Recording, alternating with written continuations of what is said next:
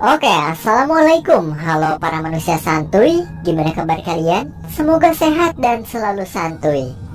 Di video kali ini saya akan menceritakan alur cerita dari film yang berjudul Survival Box. Film ini menceritakan tentang sekelompok remaja yang terjebak di dalam sebuah bunker di tengah-tengah kehancuran bumi yang diakibatkan oleh ledakan nuklir. Penasaran dengan seluruh alur ceritanya? Santuikan terus videonya. Film dibuka dengan pengumuman radio tentang pengoboman kota Hiroshima pada Perang Dunia Kedua. Kemudian berlanjut dengan berita ancaman rudal nuklir dari Korea Utara dan Amerika Serikat yang sedang berada di ambang permusuhan. Scene beralih kepada seorang pria bernama Chris yang sedang mengadakan pesta usai kelulusannya di sekolah menengah atas. Sedikit informasi mengenai Chris, bahwa ia merupakan anak dari keluarga Philadelphia yang kaya raya.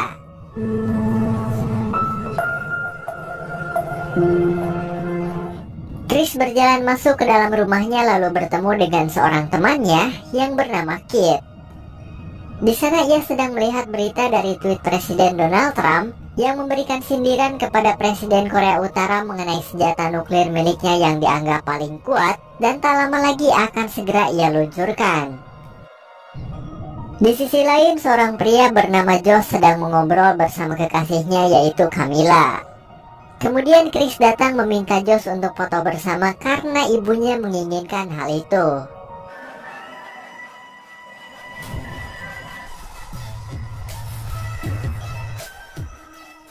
Di depan rumah, saudara tiri Chris yang bernama Scott datang untuk ikut serta dalam pesta.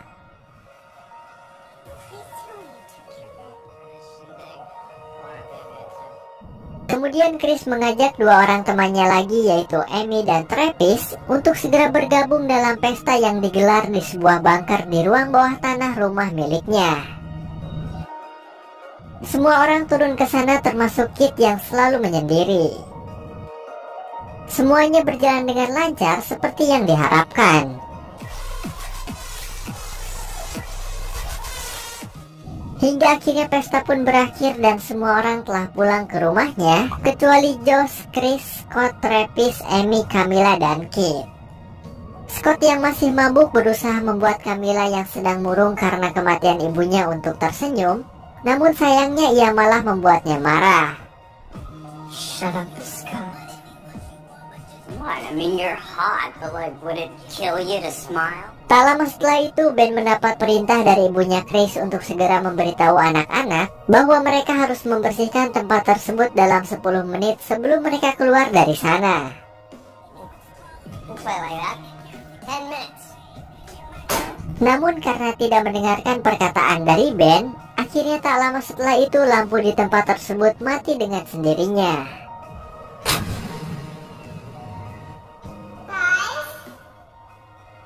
Dan beberapa saat kemudian, lampu kembali menyala disertai dengan suara peringatan dari sistem bunker yang mengatakan bahwa keamanan bunker telah diaktifkan.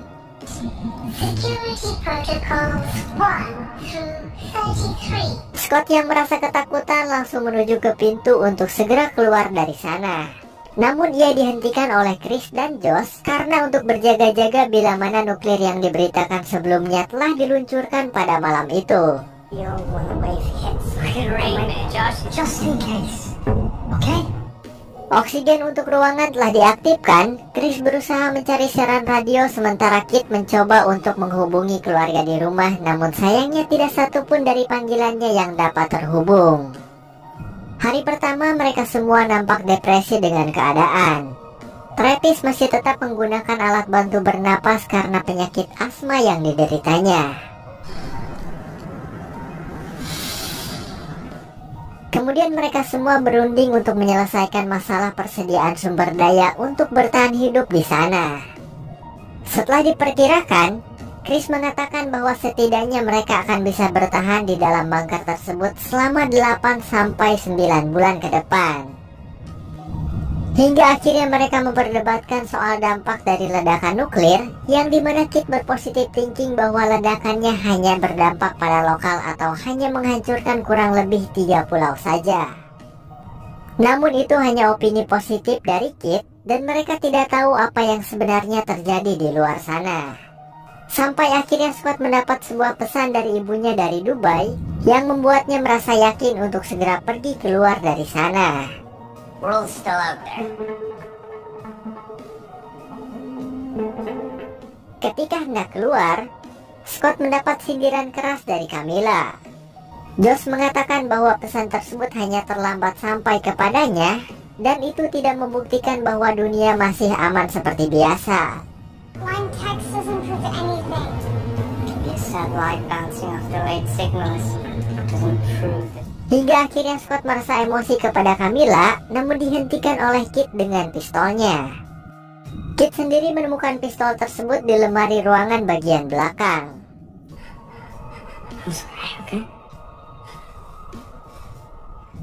Di hari kedua, Kit mulai mengkonsumsi obat depresi untuk meringankan pikirannya. Kemudian Scott mendatangi Kit lalu mempengaruhinya untuk keluar dari bunker tersebut. Dan ia pun akhirnya memberikan pistolnya kepada Scott, lalu mereka berdua pergi menuju pintu keluar. Di sana mereka kembali berdebat, hingga akhirnya Amy mengatakan bahwa sebenarnya ia sedang hamil. Get the one thing that's gonna help you. Because I'm pregnant. Dan karena hal itu, Kit akhirnya memutuskan untuk tidak jadi pergi dari sana. Sementara Chris akhirnya memberikan salam perpisahan terakhir kepada Scott atau kakak tirinya untuk kepergiannya.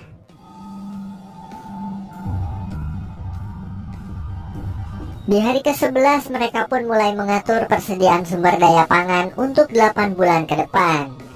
Chris mulai merencanakan penanaman hidroponik untuk menambah sumber daya. Namun terlihat raut wajah ketidaksenangan ditunjukkan oleh Kit, dan ia menyarankan kepada Amy untuk menggugurkan kandungannya karena untuk menjamin kelangsungan hidup mereka. Maybe we should think about an abortion. Di hari ke-30, Kit terlihat seperti merencanakan sesuatu kemudian pergi ke tempat penyimpanan makanan lalu mengemasinya.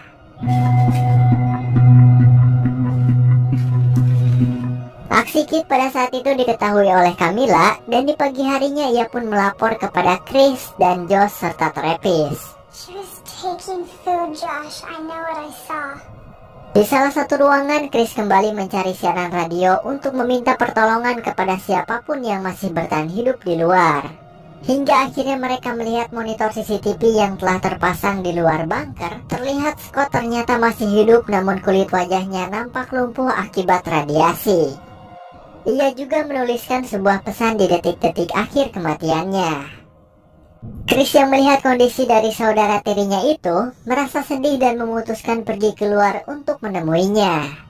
Namun ia tahu itu adalah hal yang tidak mungkin untuk dilakukan. Di hari ke-104 terlihat tanaman hidroponik mereka telah tumbuh dan Kit sedang berada di tempat penyimpanan makanan.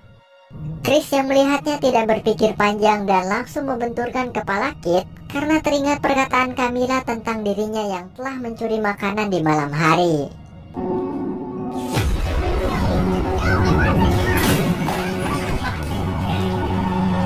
Namun sebenarnya Kit berada di sana hanya untuk menyimpan makanan untuk bayi Amy yang hendak lahir.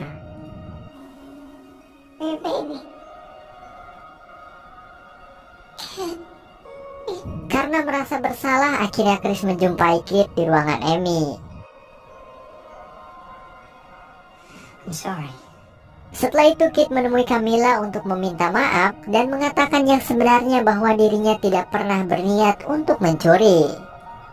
Namun karena Camilla hanya melihat Kit dari segi penampilannya yang begitu dingin dan cuek, ia pun masih menganggap bahwa Kit adalah antagonis yang tidak bisa dipercaya. Karena terpuruk dan merasa sakit hati, akhirnya ia pun pergi keluar untuk menemui jasad Scott lalu mengambil jas anti radiasi dan juga pistol yang dipegangnya. Terlihat juga bangunan di sekitar bunker telah hancur akibat ledakan dari nuklir beberapa bulan yang lalu. Sedikit informasi bahwa jas yang disediakan dalam bunker tersebut hanya berjumlah 2 biji saja, dan karena hal itu, hanya ada 2 orang yang dapat keluar dari bunker tersebut. Di sana Kit meminta kepada Chris dan yang lainnya untuk segera membagikan bagian persediaan makanan dan obat-obatan kepadanya agar mereka semua percaya bahwa ia tidak pernah mencuri. Here's what's gonna happen.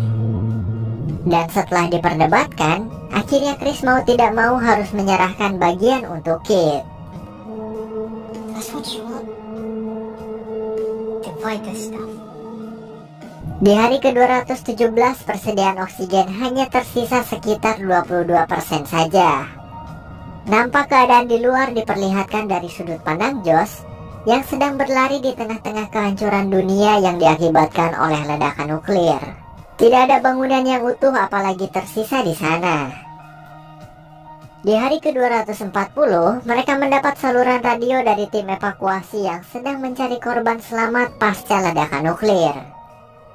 Mereka juga memberikan alamat bagi yang mendengar saluran tersebut untuk pergi ke tempat evakuasi yang berjarak 600 mil dari bunker. Setelah dirundingkan, Amy dan Chris memutuskan untuk pergi terlebih dahulu ke tempat evakuasi yang nantinya mereka akan mengirimkan bantuan untuk Josh, Camilla, Travis, dan Kit yang tersisa di bunker. Ekspresi bahagia pun ditunjukkan oleh Josh dan Camilla karena mereka akan segera terbebas dari bunker yang telah mengurungnya selama berbulan-bulan.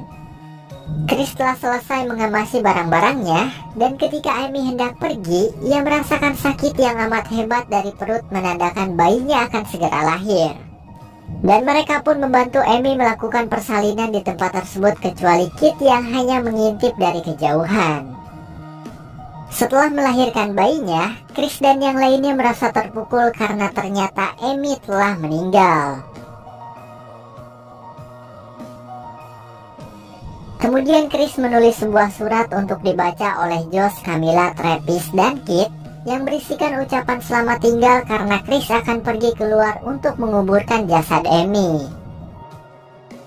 Dan ketika Josh melihat jas anti radiasinya, ternyata jas tersebut masih tersisa 2 biji yang artinya Chris pergi keluar tanpa menggunakan jas.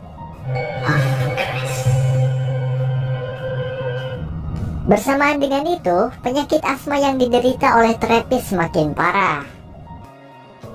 Dan tak lama setelah itu ia pun akhirnya meninggal juga. Di hari ke-249 yang tersisa hanyalah mereka bertiga dengan satu orang bayi putri dari Amy. Suatu waktu Josh meminta kepada Kit untuk menyerahkan pistol yang sebelumnya diambil dari Scott kepadanya. You get the gun. And you bring it in here. Make me. Namun Kit justru malah mempermainkan perkataan dari Josh tersebut. Dan ketika si bayi menangis, Kit datang untuk menggendongnya. Namun ia dihentikan oleh Camilla karena Kit tidak diperbolehkan untuk menyentuh bayi Amy.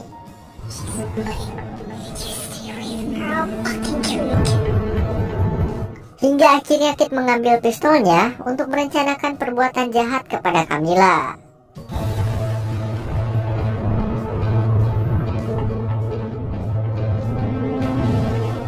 Dan tepat di hari ke-251, pipa saluran air mengalami kebocoran. Karena hal itu Josh bergegas untuk segera memperbaikinya. Bersamaan dengan itu, si bayi telah menghilang dibawa oleh Kit ke suatu tempat. Di salah satu ruangan, Camilla diserang oleh Kit yang mengharuskannya baku hantam di sana. Namun pada akhirnya Camilla berhasil menghindari Kit dan ia pun mengambil bayinya di suatu tempat. Bersamaan dengan itu, Kit datang menghampiri Camilla dan menodongkan pistol ke arahnya.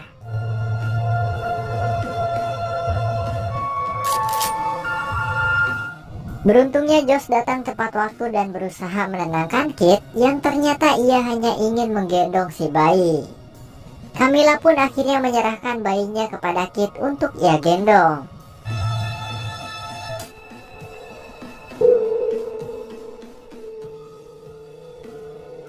Dan mereka juga memberikan nama untuk si bayi dengan sebutan Amy.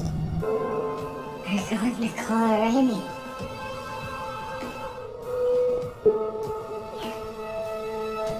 Kemudian setelah itu Josh bersama Camilla dan si bayi pergi keluar untuk segera pergi dari bunker mencari bantuan dan tempat yang lebih layak dengan 2 jas anti radiasi yang mereka gunakan.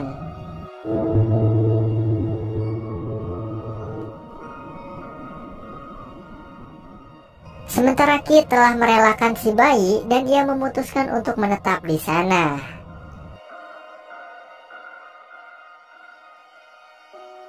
Dari luar terlihat yang awalnya rumah mewah milik keluarga Philadelphia, sekarang telah hancur berubah menjadi pepohonan yang mengelilingi sekitar